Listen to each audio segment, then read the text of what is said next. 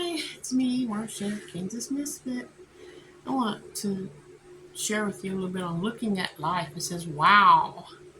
As you look back into what we've been learning in this discussion on the principles of lives, physical lives, it's obvious how essential discipline is on living out God's plan for our lives. We've already covered 5 major practices we can fold into our life that will improve our service to God and others. Praying, dealing with sin, walking by the Spirit, and discipline and exercising our bodies, and there are more. But let's pause right now. Reread and scan through this chapter again. Think about what you've learned.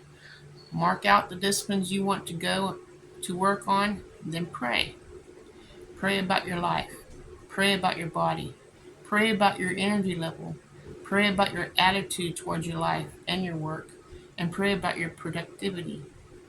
And then prepare your heart to discover the next chapter 5 more ways to manage yourself and your body for greater godliness.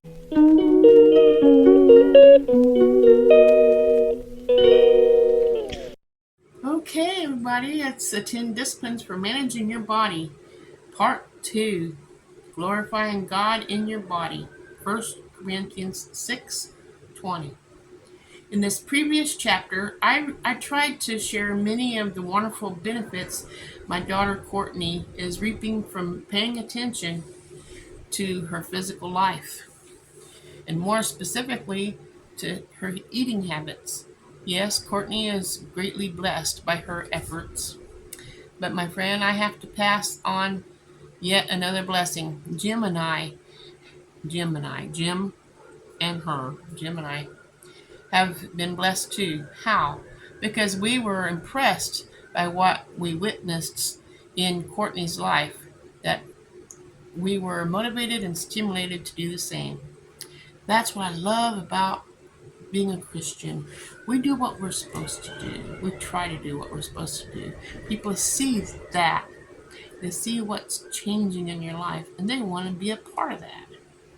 That's what God wants. He wants us to set an example for other people and let them see that and want to be a part of it and ask, what are you doing? And really want to do it and change their life and bring us all closer to each other and closer to God. We wanted what Courtney had, so we put on our skids, buckled down, rolled up our sleeves, and went to work on our eating habits. Now, we too are reaping some of the benefits that she is enjoying. We too are experiencing the energy and attitude changes and productivity that are possible for everyone who's managing their bodies God's way. And who knows, maybe our disciplines will affect someone else. And who knows, maybe yours will too. Now I'm going to read about seek proper sleep and rest. Now let's take the 5 more disciplines that used to put into practice. The first one, seek proper sleep and rest. What's going on? That's the question my doctor was asking me as I showed up at his office again, complaining of a throat condition that was becoming chronic. With these words echoed through my mind, I too began to ask, what's going on? Well, I went home and made a list, and here's what was going on in the season of my life. Sunday, church all morning, sing in the choir for 2 services, and church all evening. Monday, prepared women's Bible class literature all day, and teachers teach women's Bible class all evening. Tuesday, prepared Bible study lecture all day and all night. Wednesday, teach women's Bible study literature all morning and teach seminary wives classes all evening.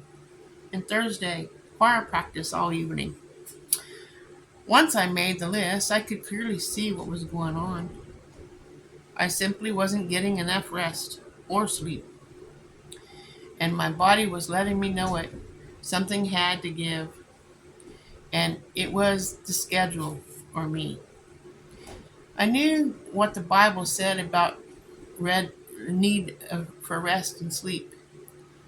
I also knew what it is being laziness. But I was, but I, but as I thought through the situation, my mind went first to Jesus, who urged his body and weary dis, disciples, sorry, to come aside by yourselves to a deserted place and rest a while. Mark 6:31. Then I thought of God's busy and tired prophet Elijah, stretched to the limit by the strain of intense ministry, by threats of peril, and by deliberating fatigue, Elijah's corpse. How tenderly God cared for his spent servant. His first there was rest and glorious sleep, only to be interrupted by the touch of an angel who summoned Elijah to eat. Then there was another about to sleep, and another angelic woke up, called to still another meal. And then the Bible said Elijah, after rest and food and drink, then its strength went in the strength of the food 40 days and 40 nights. Can you hear the wind? 35-mile-an-hour winds today. That's why I'm doing everything I can indoors. I think tomorrow's supposed to be 11-mile-an-hour winds, so I can actually get some yard work and garden work done. But let's go back to this.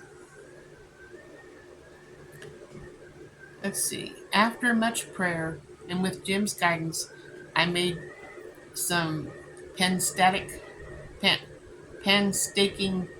decisions about the hours of my days and nights. It was obvious my busyness scale had tilted and I was heading for a fall.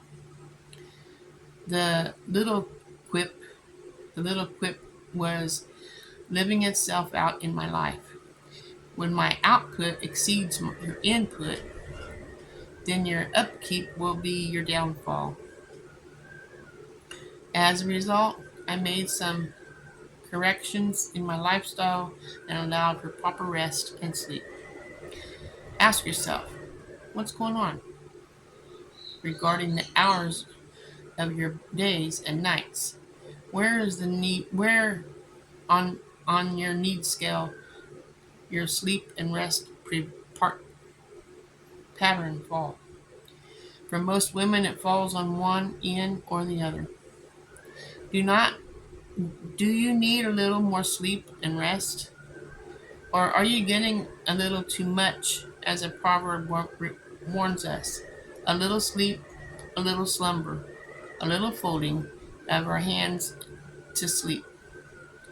So shall your poverty come on a little robber, and your need like an armed man. Proverbs 6, verse 10 and 11. Now, what will you do with the balance of your extreme? And next Friday, I will read to you Watch What You Eat. I hope you have a wonderful weekend. If you have a garden, I hope you're getting in there and praying before you put your seeds and plants in the ground. Pray for the Lord to bless it and that it would nourish your family with proper nutrients you need to kick it up another step, give you energy to keep on serving the Lord and serving each other. Hope you have a wonderful weekend. I'll see you next week.